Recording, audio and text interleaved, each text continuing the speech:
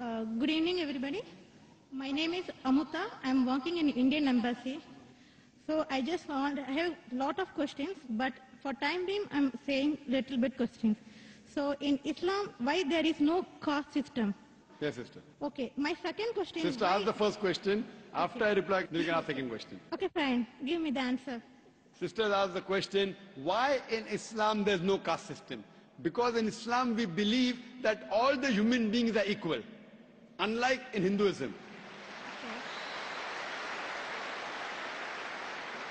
Quran says in Surah Hujurat, chapter 49, verse number 13, Ya ayyuhan nasu inna khalaqnakum min zakarin wa unsa wa ja'alnakum shu'uban wa qaba'ila lita'arafu inna akramakum indallahi atqakum inna Allaha alimun khabir. O humankind, we have created you from a single pair of male and female and have divided you into nations and tribes so that you shall recognize each other, not you shall despise each other. And the most honored in the sight of Allah subhanahu wa ta'ala is the person who has taqwa.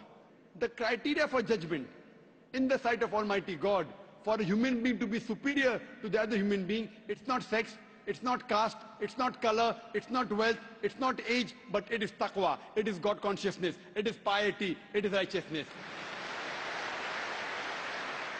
The only way one human being can be superior to the other human being, it's not by wealth, it's not by age, it's not by sex, but it is by piety, it is by God consciousness, it's by righteousness.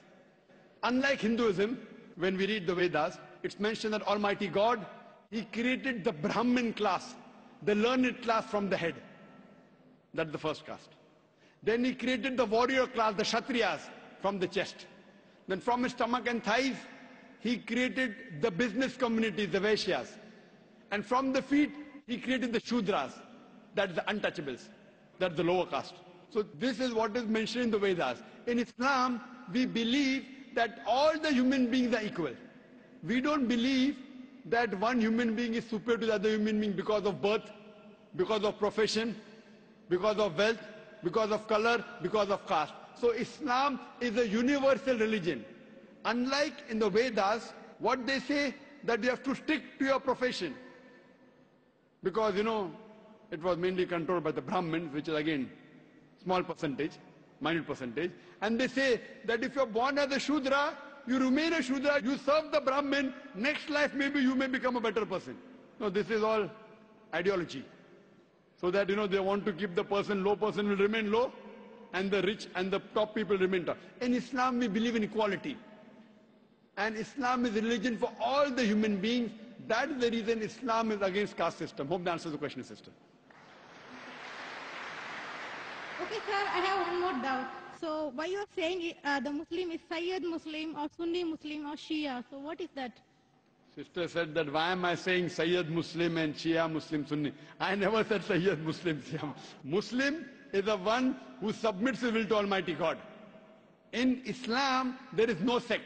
Allah says in the Quran in Surah Al-Imran chapter 3 verse number 103, وَاتَصِمُوا بِحَبْلِ اللَّهِ جَمِيعًا وَلَا تَفَرَّقُوا. Hold to the rope of Allah strongly and be not divided.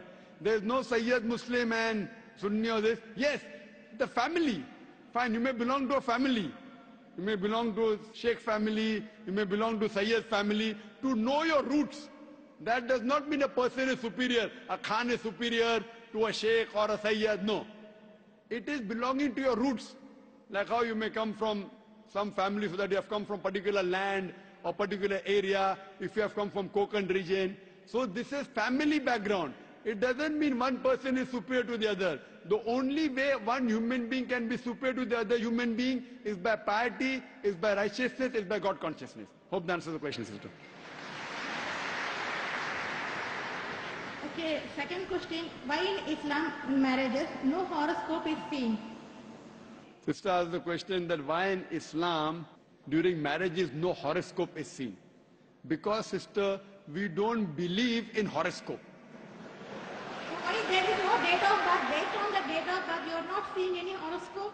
Yes, sister, I'll come to it. I will tell you what Hinduism says, because I studied Hinduism. In Hinduism, they believe in horoscope. Kundali. You know Kundali? Yeah, I know. It's called Kundali. Yes, you know, sister. When Kundali, you tell your date of birth, then they say that this sun was there, and this Shagun, and this Grahan came. This is a science. But this science is not established science. It's a hypothesis. It says that if you are born on this date, then this Grahan comes and this planet goes there and this. It is a science, but it's not an established science. It's not hard science like what we read in our college, biology, physiology, embryology. It is what they believe. It's an assumption.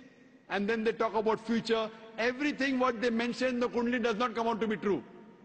We in Islam are against fortune telling. Quran says in Surah Ma'idah chapter number 5 verse number 90, Ya alladhina amanu innamal khamru wal maisiru. Oh, you believe, most certainly intoxicant and gambling, wal anzabu wal aslamu, dedication of stones, divination of arrows, rijsum min amali shaitan. These are Satan's handiwork. Fashtanibu lalakum tuflihun. Abstain from this handiwork that you may prosper. Quran says this fortune telling, divination of arrows, they are Satan's handiwork. Abstain from it that you may prosper. So in Islam, we do not believe in this. You know, many a time, you go in a machine, you put your date of birth, then it comes out there. Something good is going to happen to you in the next 1 week. Even if 100 bad things happen, one good thing will surely happen. The next person goes, it comes horoscope, something bad is going to happen in the next 1 month. So these are statements that are made which are so ambiguous. And all this, you know, parrot goes and picks up a chit, and you come to know your kundali or what your future. So in Islam, we don't believe a parrot can pick up and tell you what is your future, or by reading the palm, or looking at the stars. Islam is against this. And many a time, you get fooled into believing that it is true. And there was a research done that once a psychologist, he was teaching a class of 100 students. And after 1 week, he said, now I have understood your background, everything. I will write about each individual person, about his past and everything. But don't open the chit until I tell you. So he wrote to all 100 students details about the past. Then he said, okay, now open the chits and give me gradation. How much am I accurate? Believe me, more than 95% of the students said the professor was more than 90% correct. The secret was the professor wrote the same thing for everyone. These are such ambiguous statements. What we have to realize is that Islam is against fortune telling, against knowing about the future. That's the reason there's no kundli required. If the kundli was there, yet we find that so many marriages are being broken in Hinduism. Why? What we believe that we have to choose our life partner. And our beloved Prophet Muhammad Sallallahu Alaihi Wasallam said, it's mentioned in Sahih Hadith, that whenever you choose your life partner, you look for 4 things. Beauty, wealth, nobility, and virtue. The best is virtue. The best to choose from a life partner is a virtuous life partner, not kundali. Whether born in October, September doesn't make a difference. The virtue should match. That is the reason a woman in Islam, sister, is called as a muhsana.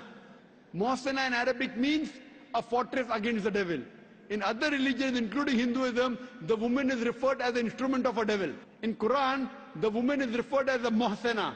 In Arabic, it means a fortress against the devil. So if you marry a virtuous woman, inshallah, she will prevent the husband from going in the wrong track. Hope that answers the question, sister. Okay, thank you. Yes, sir. I just want to take Shahada.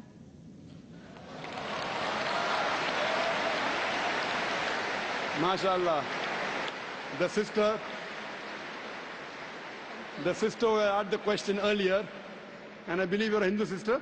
Yeah, I'm Hindu. Yes, the sister who had the earlier question, MashaAllah, Allah gave her hidayat and she wants to accept Islam. I want to ask you, sister, do you believe there is one God?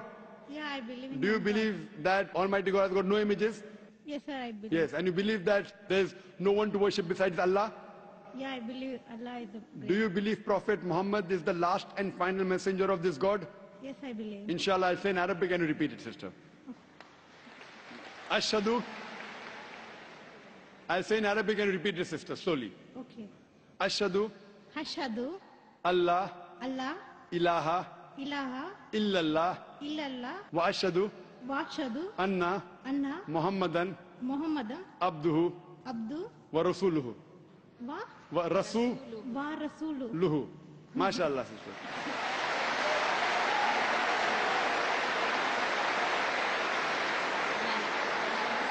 Sister, I'll just say the translation.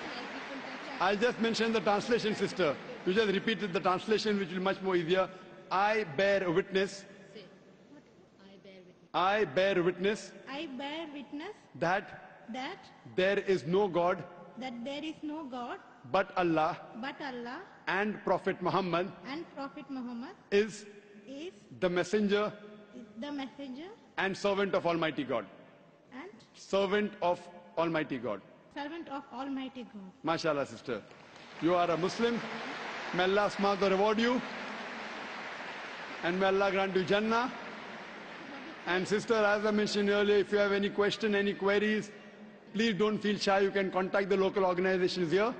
If you have any questions, you can even send an email to our organization, islam@irf.net. We have a ladies wing which takes care of any questions, any queries, any problems you have. And sister, see to it that as you keep on learning whatever about Islam, slowly and steadily. Main thing is Iman, believing. The practice keeps on coming slowly and steadily. Whatever you learn, you can ask questions, you can keep on following, and slowly, inshallah, you can keep on following all the tenets of Islam. Thank you very much, sister. Sir, is there any organization which can teach me how to pray, how to do all the things? I'm sure there is an organization, Darul Bir. The organization I know in Dubai, Darul Bir. I'm sure there are lady organizations. And I think there's Sister Yasmin, who is the wife of my friend Brother Najmuddin. Surely Sister Yasmin would be somewhere in the ladies wing. They have a ladies organization. You can contact the volunteer, and inshallah they'll help you out in teaching you how to pray, how to offer salah, and the other aspects of Islam. Thank you, sister.